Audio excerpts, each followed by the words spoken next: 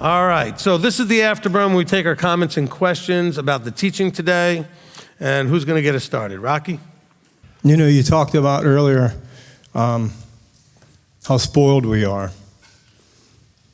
And there it goes. Didn't take long. So I want to say this carefully. So, you know, I realize how spoiled I am, and I realize how blessed and what an honor it is to be, my eyes have been open, that I see the truth. And I've been brought here to this prophet teacher, you, and to walk this out. And, you know, and I want so bad to be part of this organization, and I want to see this organization grow like I've never seen anything grow, you know. And I have $320 right here that I want to donate to the building fund, because you know I've wasted so much money on just silly things. That, you know, I can give that. I want to be the first one, and I challenge anyone to give. You know, put your money where your mouth is. It's easy to talk about it, but that's what I'm asking you to do. But I have another thing. You know, I've been studying Ephesians 4, and it's really been bothering me. And I've get into some really deep study, and I look up these words. In Ephesians 4, and Verse 18, having their understanding darkened, being alienated from the life of God before the ignorance that is in them because of the blindness of their hearts. You know, in Ephesians, it talks about people like us that have our eyes and our ears open. We know the truth now. We no longer walk in that futility of our mind like the Gentiles did. You know, I looked up these words, because it really bothered me, you know, and I looked up this word ignorance, and I've talked about ignorance before, and it's just as plain and simple. It's unwillingness. It's just unwillingness. It's just that simple. And then I looked up this word blindness. This one made me cry. This blindness means rendered stupid. You know, that rendered stupid. And then I looked up what the word rendered mean. And it means worthlessness. It's absolutely worthless if I don't come to this man that I know that he is my prophet, he is my teacher. And if you're telling me that you've had your eyes and your ears open, and you don't have anything that you can come here and say, hey, Rabbi, could you help me with, you know, fill in the blank, then it's stupidity. I think that's enough.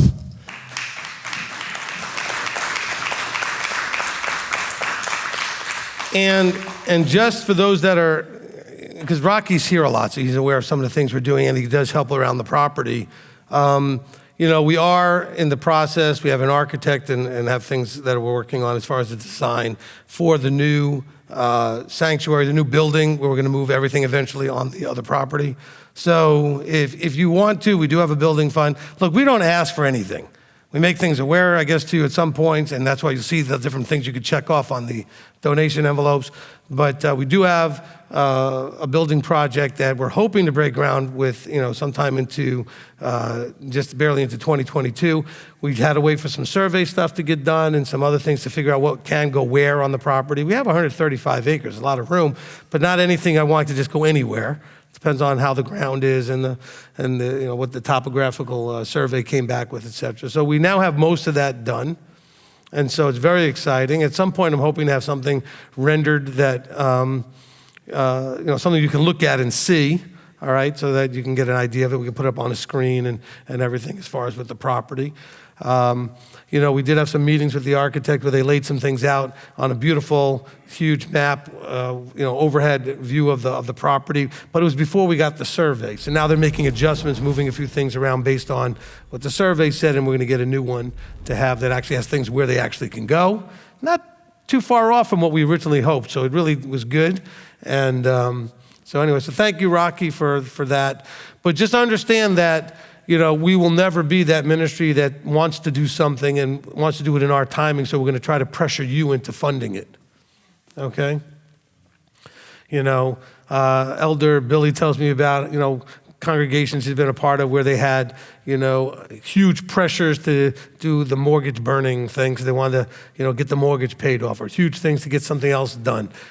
Look, we operate under the beginning with Moses, where we see the whomsoever were motivated, brought to the point where there was too much and he had to tell them to stop. Wouldn't that be nice? Could you imagine?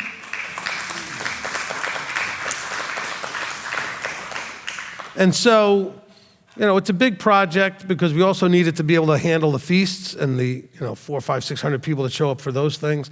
So we're just planning this tremendous facility on the other property. At some point then we'll have that. We can probably sell this one if we needed to, but because we won't need this one at that point.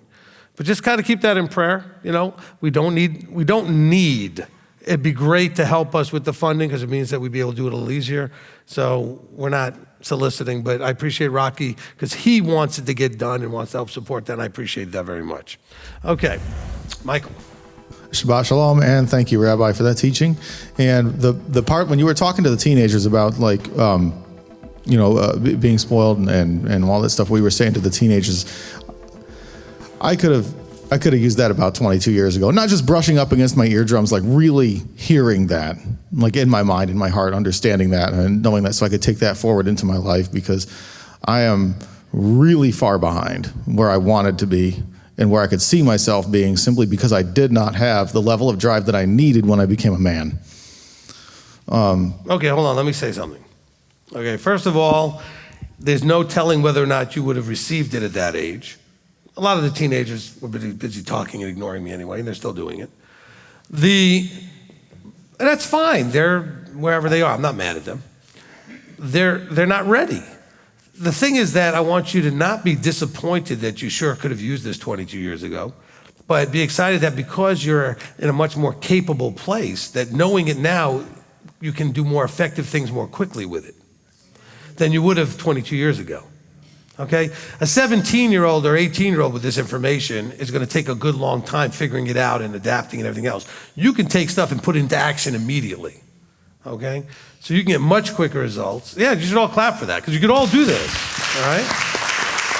So never lament, that, oh man, if only I had this back then. Well, don't mess it up now and be thinking about back then. Get excited that you got it now. And you can get incredible quick results now, much more than you ever could have as a teenager, from where you are. Okay, so go ahead. Well, the other side of it is I'm happy I didn't wait another 22 years there you go. to hear that. Yeah. So, well, it's not just hearing it. What are you going to do with it? See, it's going to take you 22 years to do something with what you just heard, or are you going to do it now? Execute. There's the key. Execution. That's right. You have to do the thing. Take the action. The other thing is, when you were talking about, stay in me, I stay in you, I know that that's talking about the Torah, and that if we stay in him, we stay in the Torah, we'll stay in his love, we'll become his friends, and eventually we'll get into the forever kingdom if we're doing things the right way. When I'm thinking about the commands, one of the ones that I think about the most often is actually the V'ahavta. You shall speak of these when you sit in your house and when you walk by the way and when you lie down and when you rise up. And I'm a driver for Lyft, so I deal with a lot of different people. And and some of them would not be receptive to this at all. And so I hesitate nearly every single ride that I'm in to speak about Yahweh when I have the opportunity to. And I'm wondering if that's a correct approach. Do I need to, can I change that, or what do I do there? You're mostly going to be speaking to deaf ears. If you're supposed to have the conversation, Yahweh will make sure it starts. But most of the time, you're probably dealing with someone who's not there, not ready to receive that kind of thing. So that still sort of comes out of I'm not saying that it's a Christian sort of approach. Not that you necessarily, you could have never been a Christian and still feel like you want to do that. But that's Christianity's approach, is to try to go and proselytize and talk to people and share because they're excited. I can't. But you're wasting a lot of that on people that are not ready. Okay? So be prepared to give an answer. You'll be surprised every now and then someone will start a conversation because they are the right person. For whatever reason, they just feel like they're supposed to start it with you. They may notice your seat or some other thing, and then they, start the conversation.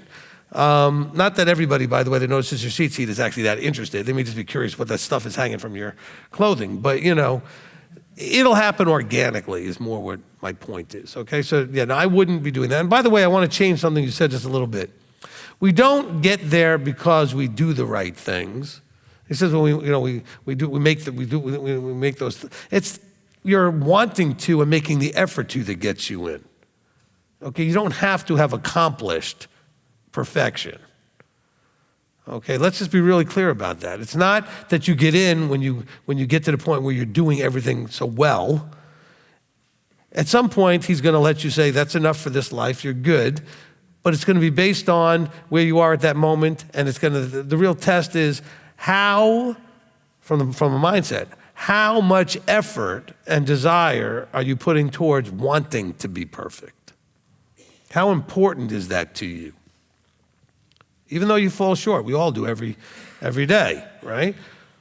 So always remember, it's about Deuteronomy 8:2. It's not about perfection per se, but it's about showing and demonstrating that you have a heart to keep his commands, a desire to do what's right in his sight. That's what gets you in. Okay, don't think that, I keep falling short, I'll never get in. Nobody's going to get in who never fell short except Yeshua. Okay, there aren't any people out there that never fall short. Only one has ever existed who didn't fall short. So all of us that get in are going to be people that fell short on a regular basis. But the point is, how did you feel about it? What was your response when you fell short? Did you redouble your efforts? Did you get upset about it and apologize for it and brush yourself off and get your attitude right and go forward some more? Okay? That's what he's watching more than anything else. All right, go ahead, Mike. And the last question I had for you was, it's kind of in the same areas because I've had numerous occasions where I'm driving on after Shabbat is over, because I plan on going out tonight too to work, and I'm probably going to interact with drunk people, maybe even high people, and they want to talk about illicit stuff. They want to engage me in conversation about illicit stuff. How do I approach that from a standpoint that respects my relationship with Yeshua properly? If they solicit you to indulge? No, if they just want to talk about it. They want to talk to me about things, what happened at the club, what happened at the bar, what their crazy friend did when they took too much of something that they shouldn't be taking. Well, look, you can be polite. You can show a certain amount of caring just to listen if they need you just to listen so they can kind of process. Some people process out loud. Okay, I wouldn't so much participate and say, look, I appreciate that you want to talk. I'm really just the guy who drives the car. I'm not really qualified to give you any advice or anything, okay? But if they just want to talk, then you're kind of like the bartender guy that people just want to talk to, or the barber or whatever. People just like to talk to people that are sort of captive because you're driving and they've got you as a captive audience. So, and of course you don't want to treat them like a captive audience, which was my first point I made to you, right? So you don't need to do it that way. But look, if they need to kind of process, you could be an ear. Okay, as long as you're not giving ear, if you understand, attentive to there. But you're there as a listener, and you can be an encourager and say, hey, well, listen, if they tell you about it really going badly and they're, say, well, maybe it's time to slow down on some of that stuff. Just gently say that, because maybe they're starting to feel like, maybe I need to slow down on some of these things. Sometimes they're joyful in their debauchery too, and those are the ones that I'm particularly talking about. Well, if they're joyful in it, they want to share it with you, you could say, look, I appreciate, that you want to share and everything, but it makes it a lot simpler if I just focus on the road and, Amen. Thank you, Rabbi. Okay, you're welcome. Just try to be polite about it. All right, Steve? All right. I just had a few things. And first is love. Isn't that the greatest attribute of the fruit of the Spirit? Well, it's the all-encompassing attribute. I mean, love can be expressed as joy, as patience, as meekness, as gentleness, as kindness, and all that stuff. So it's the all-encompassing. You could just put it in one word. Okay, go ahead. Okay, and then to me it seemed that love is demonstrated by what we do. At times our actions might not seem loving, but it's something that needs to be done. Yep. Look, we talked about this in many of the other parts. Correction is love. If it's done at the right way, in the right time, by the right person, it's still love. Okay? As a father loves a son, so the father of us all corrects us. That's right from your scriptures. All right, go ahead. All right, and then in verse 4, it said, because everyone having been born of Elohim overcomes the world. But doesn't that support what you've been saying, how Abba knows that we can make it? So doesn't that kind of support that, what you've been saying, how we can make it if, or no? No, I mean, look, my point I make is that he didn't call you because you can't get there. Your point is this is how we do it. We do it by this process. Okay? But my point is because you sometimes get to that place where you doubt you can make it. I'm like, but he didn't call you because you can't make it. He called you because you can.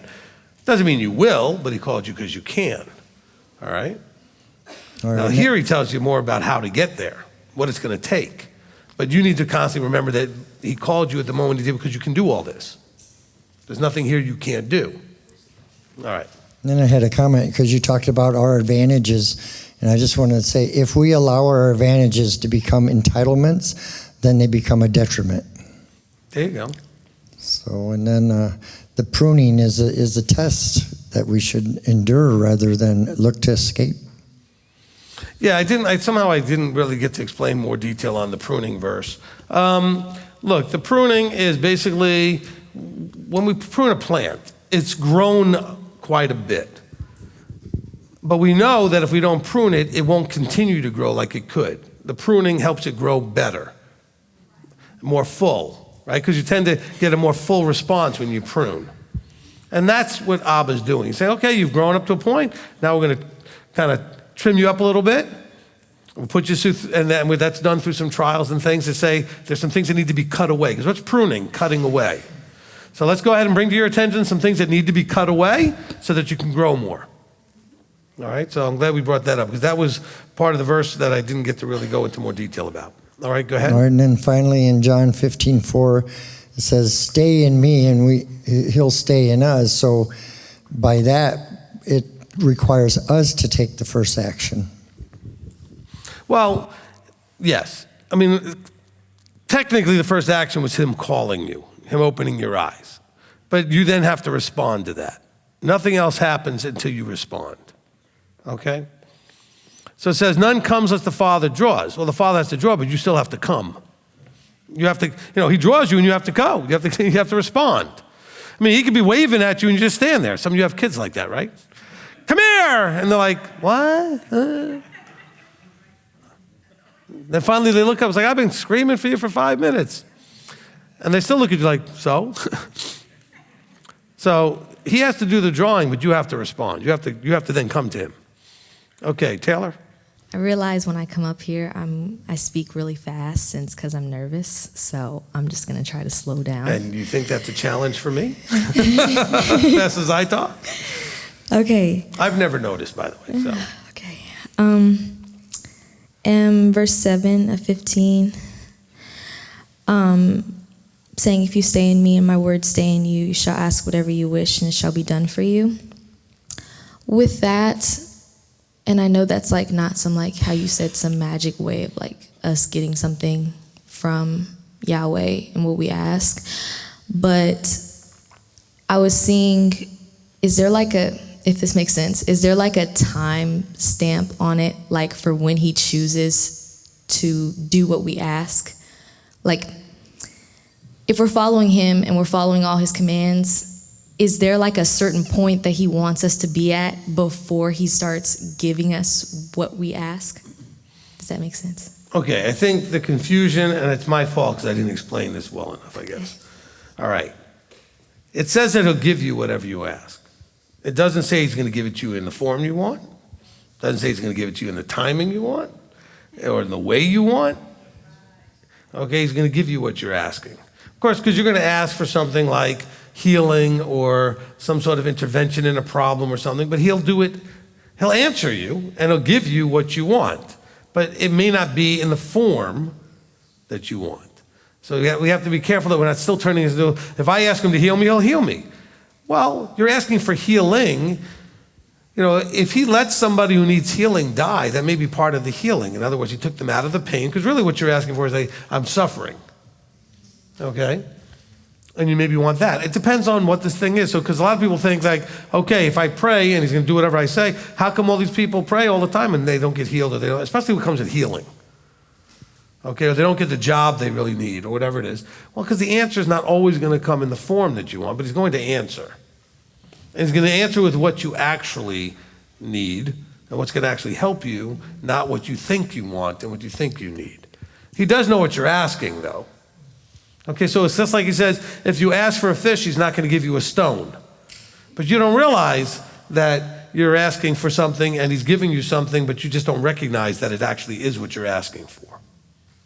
Does that make any more sense? Yeah, that really helps. But there's no time frame. He's going to give you little bits of this throughout the journey to encourage you that he's there and that he's connected with you. All right?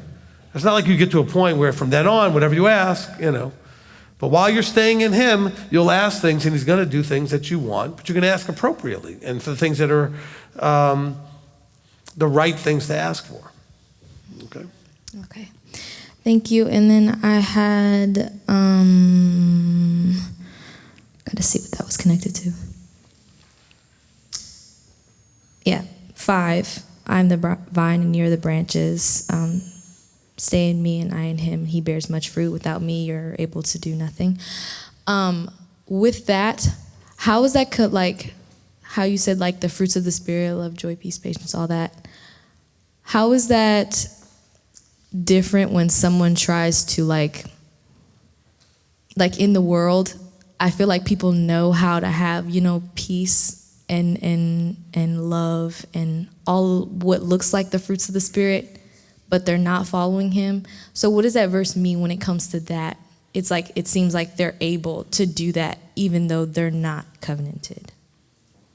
Okay, and what's the main word that you use that's the issue? It seems that way. Okay. A lot of people put on a good show. A lot of people are able to put on a good public face. Most people are not showing you all of the truth of what they're going through. Okay? The few that do are people that you might get close enough to, and then they'll tell you just how not at peace they are. And so, the world has its way of looking at things, and some of them, are going to have that level of inward, even or outward appearances. Look, it says peace, peace when there's no peace, that people are going to say that, right? I'm at peace, everything's great. So be careful that we're not saying, well, if it says that's a fruit of this, how do they have it? Well, it doesn't say that they can't have it too, but it's saying that you need to have it all the time, in any situation. Your people out there are not going to have it all the time in any situation. They may just have found a way to be at peace with their situation until something disturbs it. But mostly you're talking to people that what you see is not what you get. What you see is what they want you to see. Okay, that is most people. All right? That's why people have a hard time with me, because what you see is what you get. Okay? And so that either works for people or it doesn't, but they're used to not having that. And so, because if you ever meet with me away from this podium, I'm exactly the same. And whether that's good or bad, it's the truth. So, it is what it is.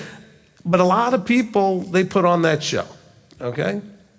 And they try to be more publicly appealing or pleasing so that they're not embarrassing themselves and not causing. Some people put on a real good show because they just don't want any attention, so they just be very calm and quiet and sort of blend in. And there's lots of motives to this, okay? Some people do it in a much louder way so that everybody thinks that they're just as happy as can be. Meanwhile, they're, they're depressed and they're, Okay, thank you for that. I was going to give you my song reference of Tears of a Clown by Smokey, but anyway. All right. Thank you for that. And then I had 2 comments. First, I want to thank you for, dropping the bomb on teenagers and stuff. You're welcome. Even though I was trying to, get out of that little bubble because I'm 2 years away from, being an adult. But thank you for that. Seriously. I got to thank you from Mom, too. So that's the thing. And then with verse,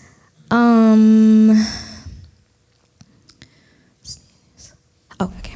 In verse 9, it says, as the Father has loved me, I've also loved you. Stay in my love. And I love the ending of stay in my love. It makes me think like of the Psalms and Proverbs and David's heart for Yahweh and his love being expressed to him through his words, you know, the poetry that he has in there when it comes to his love for him. And I really love that in this walk, it's very relational, and it's not something that's just us, like, oh, we obey you, we're gonna do this, and then Yahweh has no connection with us whatsoever. It's just sort of this like, oh, okay.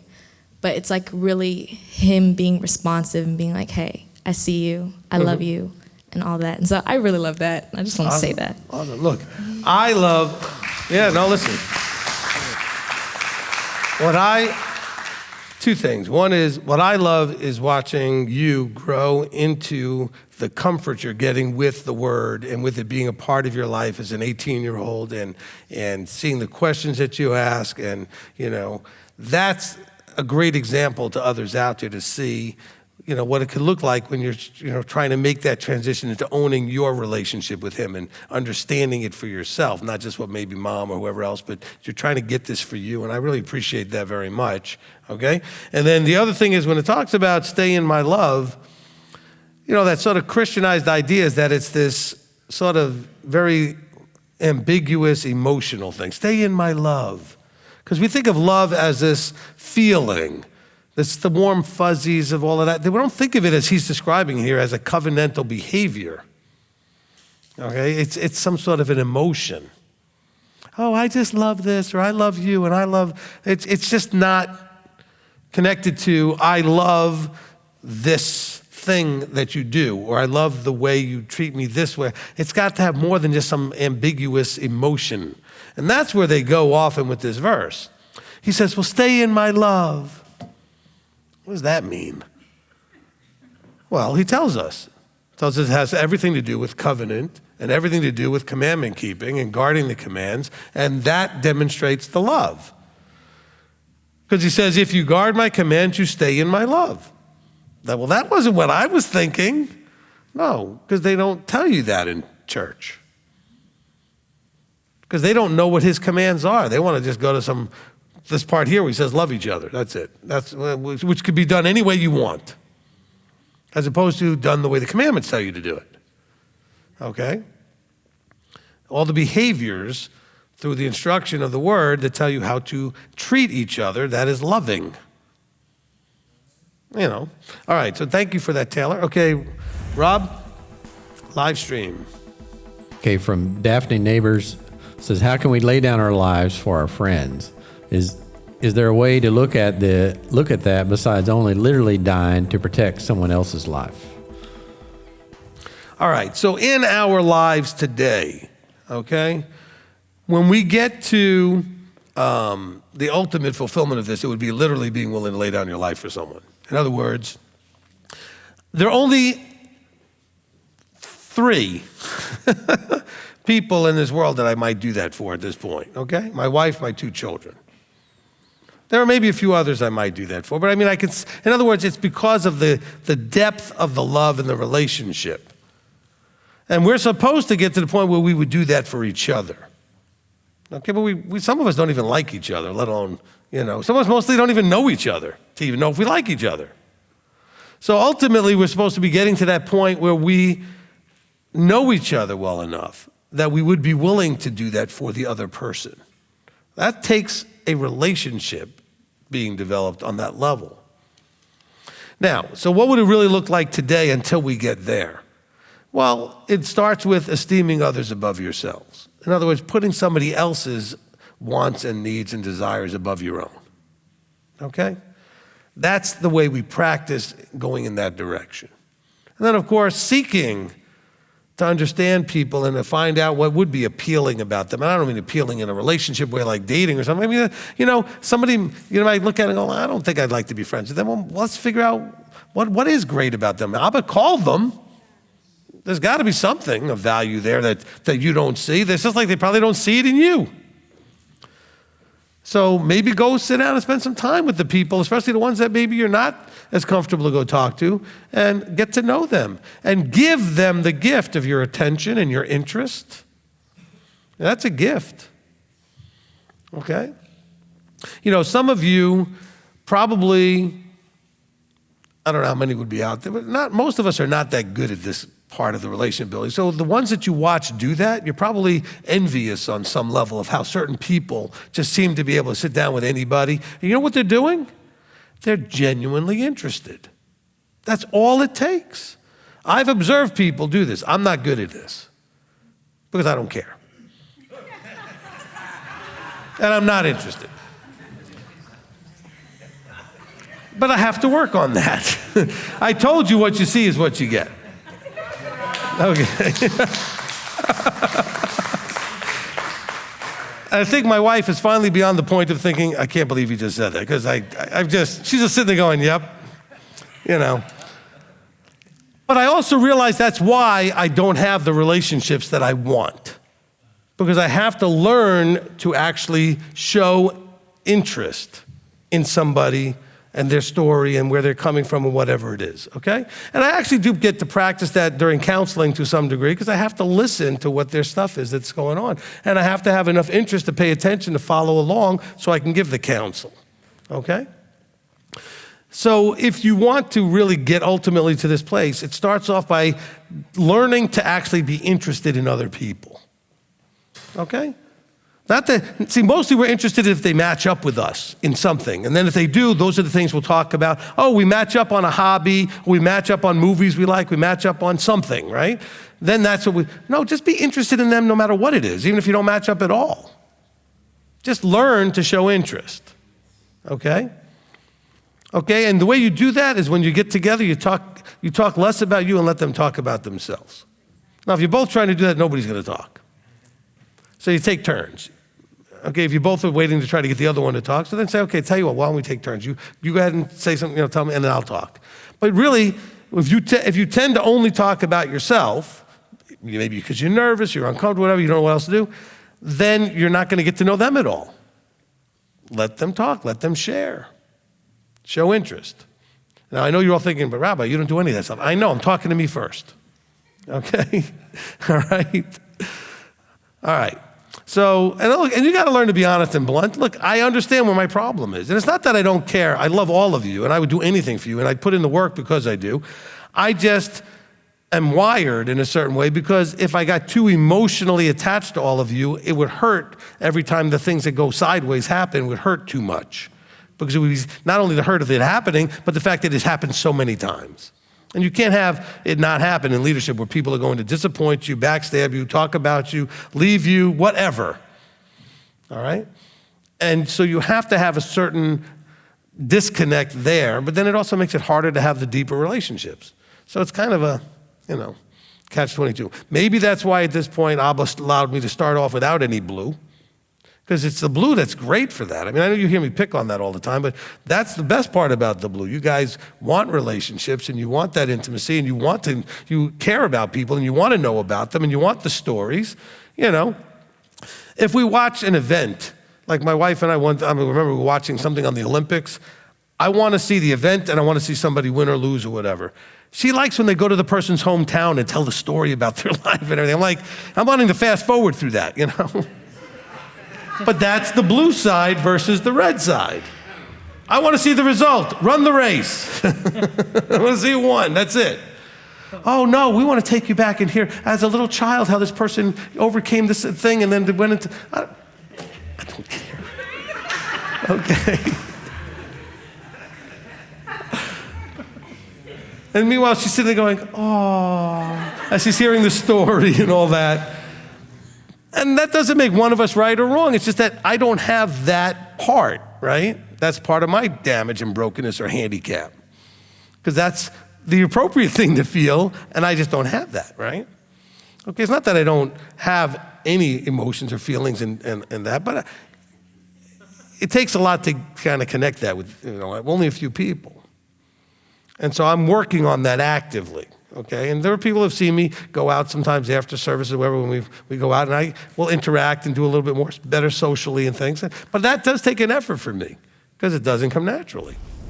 Okay, and so we can all make that kind of effort. So the whole point being that if you want to do the thing of loving the brother that you might even lay down your life, let's first allow them to get their preference. In other words, you want to start with people in your family or your friends that you actually have now as friends. Let them choose where you eat, or let them choose what movie you go to. Or let them, if you're in the house, hold the remote control and change the channel on the TV to something. Let someone else get their way in something that's not important, okay? If it's important, you may need to talk about what needs to be done because it's important. But if it's not important, which most things that you deal with in life are not important, okay, you have only a few moments a day that are actually important decisions. The rest of it is just stuff that gets done or stuff that you can choose to do whatever you want. So let the other person get to choose, you know. Ask my wife. I let her have the TV all the time. Not that she's like, well, I'm saying that if she wants it, you know, which is not much. A lot of times she's working on partial roles, but if she wants to come in and do something, I said, here, you can watch. Whatever you want. And if I don't want to watch it, I'll get up and go do something else. But I let her have it. Now, if I want to do something that I think is important, I'll say, let me do this first, and then you can have it. Okay? But then it has to be, I have to have a reason other than I just want to do this. If it's just for pleasure, something that's entertaining, I'll just let her go first. You have to set the example, men, who all seem to own the remote control. Okay, it doesn't say men only on the thing when you buy it, you know. Okay, they are gender neutral devices. Okay? All right. Rob? Okay. Anna Uden says, Rabbi, how do we avoid feeling entitled to help or being upset when others should help, but they don't? Look, relationships are always challenging. Okay? I'm going to say this in a certain way. I'm going to sound very red. Not a bad way. Always, I don't care what color you are, okay? Always, and this is for those watching, what's he talking about the colors? It's a personality testing we did. Always do what's right because it's right. Not because someone's going to respond, not because they're going to appreciate it, not because they're going to, just do it because it's right. Okay? Well, I shouldn't have to wash these dishes. Well, so what? Just wash them. If you got a kid that should have washed them, then you go over and you get that kid and say, go over here and wash those dishes. I mean, discipline, don't entitle people to not do what they're supposed to do. But you do what you do because it's the right thing to do. Okay? And also ask the question. Like, for example, let's say, just for an example, it doesn't matter if it's the husband or the wife, but you happen to be the one that works certain hours or do certain things, and so you are not them, and then they are so busy with all this other stuff. You know what? Instead of thinking, I don't like that they never wash the dishes. So what? You're blessing them by you doing it so they can do the other thing they're doing. Now, if all they're doing is drinking beer and watching sports, that's not the same thing. Okay? But if they're working 2 jobs or trying to work on a side hustle to make some extra money, whatever they're doing, free them up to do that, and you do the dishes or whatever it is. Okay? And not think, well, how come I always have to do it? Well, why do they always have to do whatever they do? So you never think about that. Maybe your husband's the one that's always the one that's changing the oil and taking the gas and getting the car fixed. Well, you're not doing that. Oh, but that's because it's his, whoa. That's because it's his job? Well, what about whatever's your job? Who decides who's what's job? If you've agreed to it, then that's what it is. Okay? So maybe he takes care of the cars and maybe you take care of the dishes. It's a trade-off. Maybe every now and then he'll bless you. And then, guys, you should do that. Go in and do it and bless your wife and take care of something that she normally does that you could do. Okay? And she'll be like, oh, wow, you know? But ladies, you should have the wow moment as opposed to being angry and bitter because he's not doing it. Because you're doing it because it needs to get done. Okay, let's start off with we do what needs to get done. Yes, you would prefer if somebody else did it maybe. Of course, if it's your children, well, then you should, go ahead and take those soft children and make them work. And then they're going to whine and complain like you're totally brutalizing them and imposing. And all you want out of life was a child to be like your slave and do all your... This is what I listen to all the time from teenagers. It's like, you kidding me? Shut up and do what I told you to do. And be happy you're not the generation I was, because I'd have got smacked and still had to do it. The way you look at your parents, you teenagers, that'd have gotten a smack, just a look. You're gonna look at me, you're gonna roll your eyes at me, look at me like that? Anybody know what I'm talking about? All the adults. All the adults over 50, for sure, okay? Some of you under, where maybe you didn't have it as bad, but I'm telling you, okay, they deserve it too. She said, we deserved it. I said, so do they. And they're all looking at, are you advocating? No, I don't think you need to get smacked. Life's gonna smack you anyway. Are you guys paying attention, teenagers? Life's gonna smack you. Okay. And we're gonna laugh. Okay. Anyway, you guys, parents, you got some popcorn? Because we're gonna sit back and they're gonna cry and you're gonna be like, I told you. I told you. You're not ready and prepared because you wouldn't listen. You didn't want to do the tough things. You know what? You would have developed the discipline to do what has to get done. That's what making your bed does. That's what taking out your garbage does. That's what washing dishes does or vacuuming. It teaches you the discipline to do what you don't want to do because it needs to get done.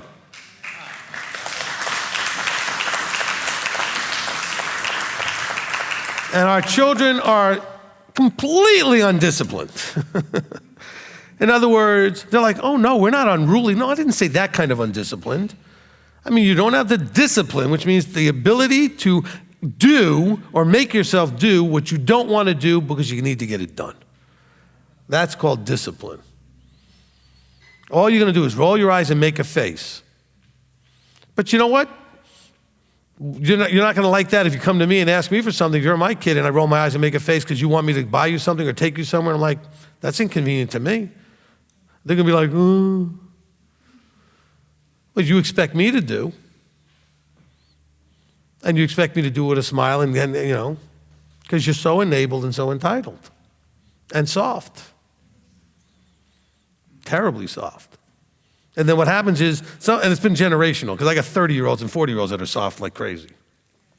And they're whining about their lives and they don't know what to do. That's because nobody made you have to do with it. You put it off until you're 40. Now you're looking at me like, what do you want me to do? Well, I got a left foot and a right foot. I'm going to hand both of them to you at full force. Bam, okay? Because that's what somebody should have done to you a long time ago. And then you get mad at me and quit and say, Rabbi's mean. So you got to get motivated, you know? Anyway. I'm just trying to preemptively strike because otherwise this is all what I'm going to be counseling in 20 years, okay? And I've already got enough of it. Oh, I'm 40 years old and I still make $15 an hour and I got 5 kids and I can't pay my bills. Okay. And I'm not mocking any of you in that position. You know you got there because you made decisions that got you there. What matters is, are you doing something about it now? What are you doing to fix the problem? And I know some people I'm very proud of who were exactly like that when I met them and they've now worked to fix it. And so good on you for those ones who came, got the counsel, got the reality check, and then went and fixed it. All right? Yeah.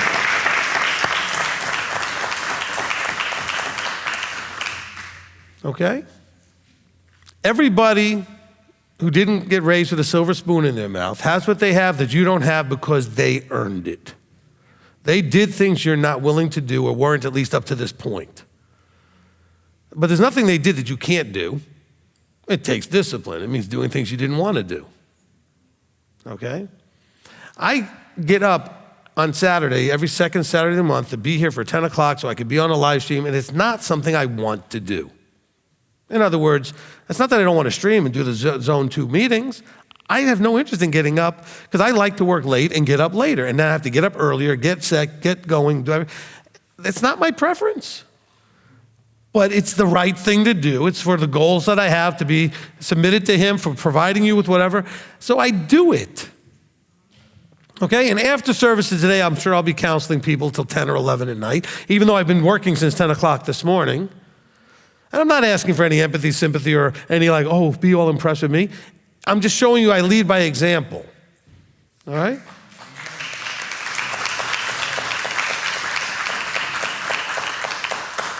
And every minute at a feast, I've got people telling me all the time, Rabbi, you need to stop this. Anytime I'm not doing something, I make myself available for counseling. And so I work all day, every day for 8 days at a feast or 7 days at a feast. And I'm not bragging. I'm setting an example. All right? We have gotten to this idea that somehow 40 hours a week is a work week. Who invented that idea? Well, America probably about the last 100 years. Okay? You worked back in the day when the sun came up until it went back down. Period. Which meant maybe a shorter time in the winter and a lot longer time in the summer. But you worked when that sun was up. And that's all there was to it. And you woke up when it came up, which could be real early. I'm glad we're not doing that anymore. Okay? But I need you to know I still only get 7 hours sleep at the most, because I still, whatever time I go to bed, set my alarm 7 hours later. So if I go to bed at 3, I get up at 10. If I can get up at 10, maybe at 9. But I don't, just sleep in to sleep in. And if Billy's already scheduled me appointments, then he'll wake me up at 10:30 and tell me I'm late. I'm sorry, that was Thursday. Okay, so, Rabbi, you have someone coming in at 11. What? All right. Okay, we're running out of time here. Let's go to Janet. Rabbi, thank you so much for everything that you give us. It's just awesome. And I'm here standing up praising my father for my earthly father, my earthly mother, who did they overcame a lot to get where they were, and they set that example, and it's just awesome. And I'm praying fully, thankfully, we'll be there to honor that, because and allow them to teach our kids too, the lessons that they didn't get to live or learn. But that's really good. But I have a couple of questions, Rabbi. 15:8, John, when he says that your father is esteemed, that when you bear much fruit, your father is esteemed. I know commandment 1 is, I am Yahweh, you should not have any other before me. But is this also referring to the 5th commandment? Well, well, I guess it's referring a little bit to the 5th commandment, but that's not really the thing here. The thing is, we bring honor to those above when we do the things that they've asked us to do.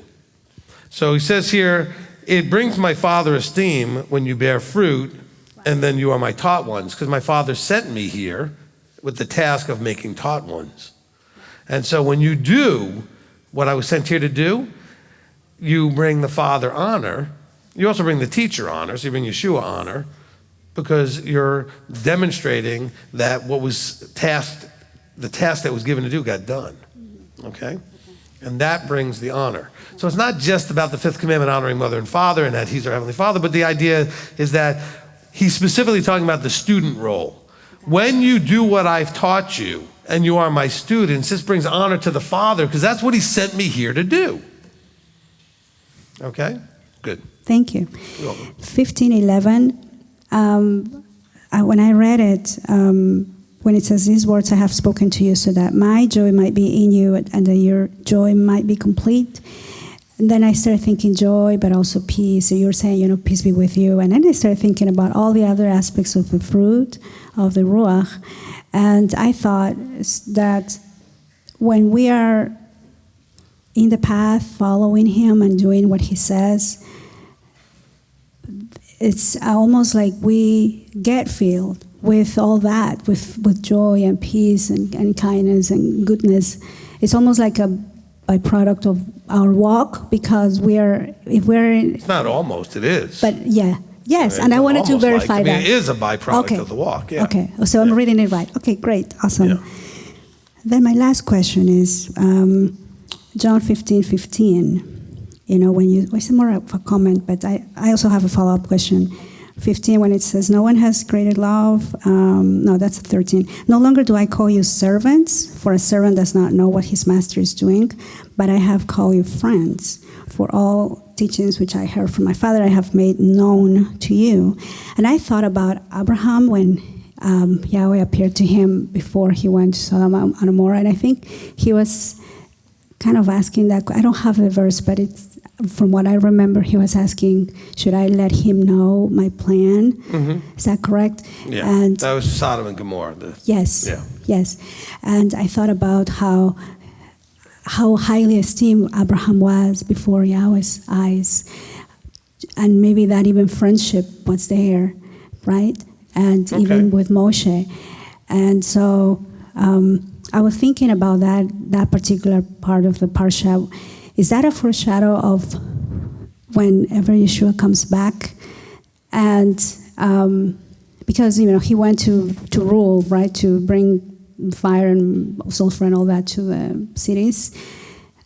Is that a foreshadow of what's going to happen at the end? Like only a few are going to remain, are going to make it to the second life?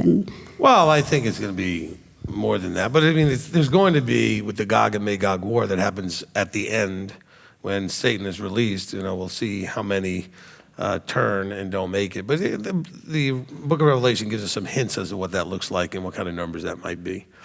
I don't think it'll be necessarily like the town of Sodom where only, the few that got out. Okay, and I don't think it'll be like the flood, where only the few got out. But there's still going to be a large number of people that end up making the wrong choice. Okay? All right, Brianna. No? Oh, Betty. Okay.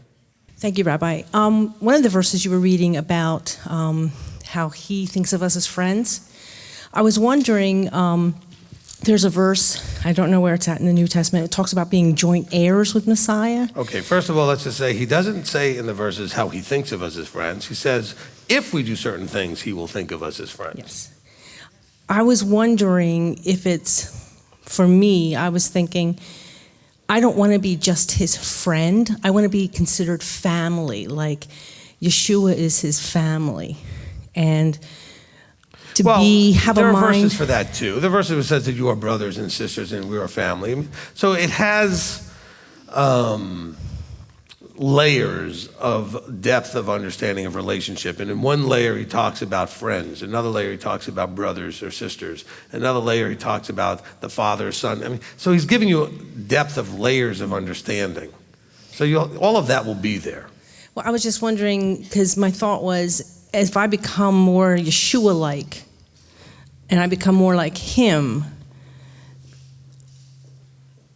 I guess, like you said, as long as we're trying really hard, we don't have to be perfect, but as long as we're trying, that will get in. And I was just thinking, I don't want to just get in because I'm trying hard. I want to get in and be part of his family and be considered not just I don't know how to word this. I want to be more like an adopted daughter that is an heir alongside Yeshua, and by doing what I'm supposed to be doing, but also having the heart to do what I'm doing. Does that make sense? Yes. But when you, and again, Marie's giving you the layers of stuff. Do you remember when he was dying, right? When they had him on the stake, he pointed out and said, these are your brothers, these are your sisters, these are your mothers. Okay, so he said, after telling them in John 15, prior to this event, that they were friends, he's elevated it at the death to family, as in, this is your family, okay?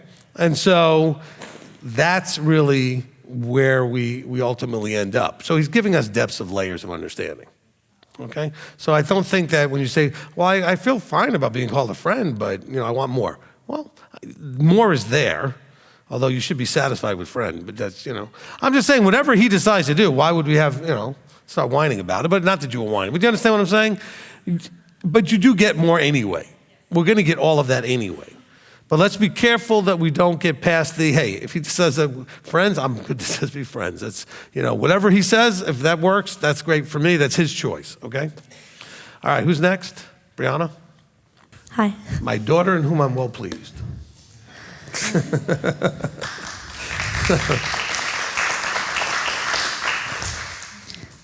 So when you said you can bear fruit outside of the vine, but it would just not be in his context of fruit, would a person who like devotes their heart and life to what they know is the vine or the Father, but they have not been touched by the true Father, would their efforts or their fruit mean absolutely nothing to the Father, or does it not count for anything?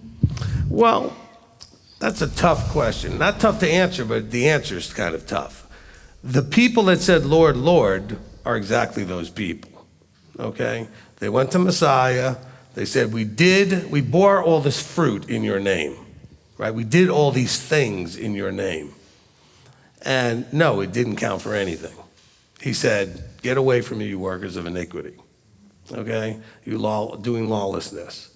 So now, I think he does pay attention, because obviously if these are people whose bubble he hadn't popped yet and they're doing things the best they can, he's trying to see their heart to do the best they can with what they know. That does count for something, but it doesn't count for anything until he opens the bubble and sees what they do with it. So it's all going to be, what do you do with it once I open up your eyes and your ears? So there are no points being scored. And by the way, that includes you with your eyes open. Nothing you did yesterday counts towards tomorrow, okay? As long as you still have a tomorrow, what you do today is going to totally trump anything you did yesterday. We know this from verses like in Ezekiel 18. What you did before isn't going to matter. What you do tomorrow, it's all about what are you doing right now? Where are you right now? Which is good, because that means if it was bad what you did yesterday, it gets wiped out. The good stuff too, but it's where are you? Are you putting out there a body of work of teshuvah and getting back on that path and going straight? All right, that's what it's all about. Now, let's, for example, take somebody, I don't know, like my mother, right? My mother doesn't have her eyes open, and she's one of these people that nobody has anything negative to say about. I mean, she says everybody likes her, right? Okay. So does that count for anything? I'm sure potentially it makes the Father think, well, if I opened her eyes and she stayed the same way, she'd be great. And likely that would be the case.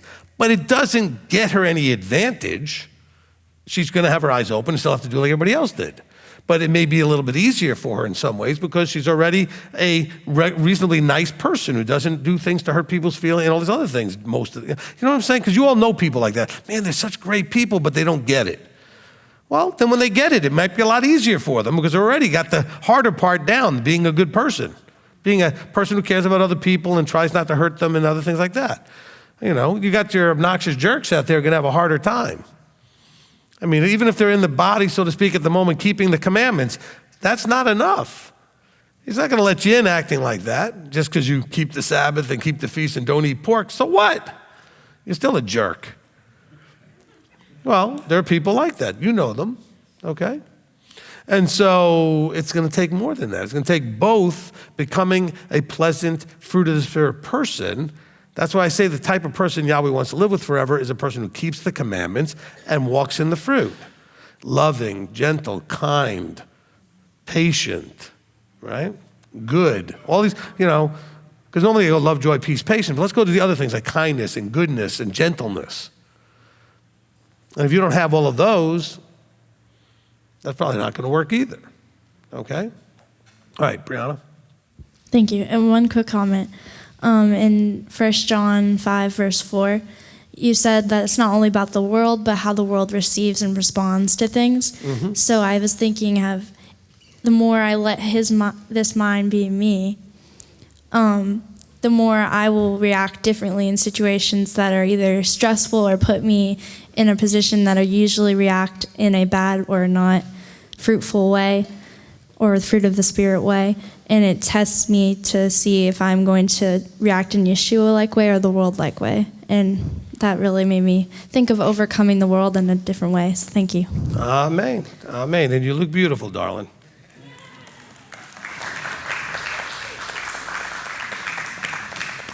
I can only say that to 2 people on the planet, so I can get my chance. And you look too, darling. Point to the Rebbitzin. You look beautiful too. All right. Ashley. Regarding friends, I have a hard time, I don't know if anyone could tell this, and if you have, forgive me. I have a hard time having friends because my trust issues and stuff like this. Staying in Him how do I try to have friends but yet still work on myself? Because I'm going to try to start working on them too. What do you mean by working on them? Like, because I hang out with people I see myself in, and I'll try to be, stand here, and I try to be better. Thank you. I try to make myself be a better person, and when I hang out with people that are like me, I see myself going down a bit. How do I do that with correcting myself but not correcting them in the same time is what I'm trying to say. Well, then don't correct them. Just in your own mind and recognize that you need to do certain things. I mean, look, I've heard it taught, and I think it's probably a really good way of approaching it, that it's good for you to spend a third of your time with people at your level, whatever your level is in a certain area of life, okay, hang out with, and that's where you have a lot in common, you understand each other and that kind of thing. It's also good to spend a third of your time with people above your level, where you're hoping to go. In other words, they're not above you where they look down on you, but they're where you're trying to get to. They're already where you're trying to go. This could be in terms of personality stuff, it could be in terms of finances, it could be in terms of whatever. They already have something you want, and spending time with them, you might learn how to do the things necessary to have those things. And then, of course, a third of your time should be those who you are above their level, and then you could be an example to them so they can learn from you. But you're living as an example and available for them to ask questions, but you're not teaching or guiding necessarily, but you spend time with them, so that may help them elevate up. Because otherwise, why would the people above you hang out with you? Okay? So that can work in any area of life. If there's an area of life that you struggle in, but you know others that don't seem to struggle in it, and they're doing things in a Torah appropriate way, that there's nothing problematic in how they're getting it done, then spending time with them would be a good way for you to go and move up to that level. Okay? And so, because you're going to only be basically where your friends and all your inputs are taking you. Okay, you can't go higher than that. If you're reading and studying and learning and things that you're putting in, and the people you spend time with are not where you want to go, you're never going to get there. You need to spend time with that stuff, okay? Because you're going to be the output of the inputs. And if the inputs are always going to be who you hang out with, what you eat, what you read, what you listen to, what you watch. Okay, those are your inputs. Okay? And my last question is, would it be inappropriate to treat my husband like he is Yeshua? And I mean that as in, I want to treat my husband like Yeshua because I want to be able to, if I get lucky to meet him, I already got it. I'm already practicing. Yes, and that's where you have an advantage. Women have an advantage. And I know that some of you think, but my husband's nothing like Yeshua. I know, but you got an advantage, okay, to practice on a much more regular basis submission. Your husbands are at a huge disadvantage because most of them will not come and get underneath a covering where they have to submit. But you get to practice submission on a regular basis. That is actually an advantage. I know it's also challenging when you have somebody who's not seeming to be as competent at the leadership as you would like them to be. But you do get to practice that. It's built into the marriage thing. Now, for the men, you guys really need to get under submission into some sort of a relationship. You need that, okay? You need somebody to tell you, if they need to knock it off.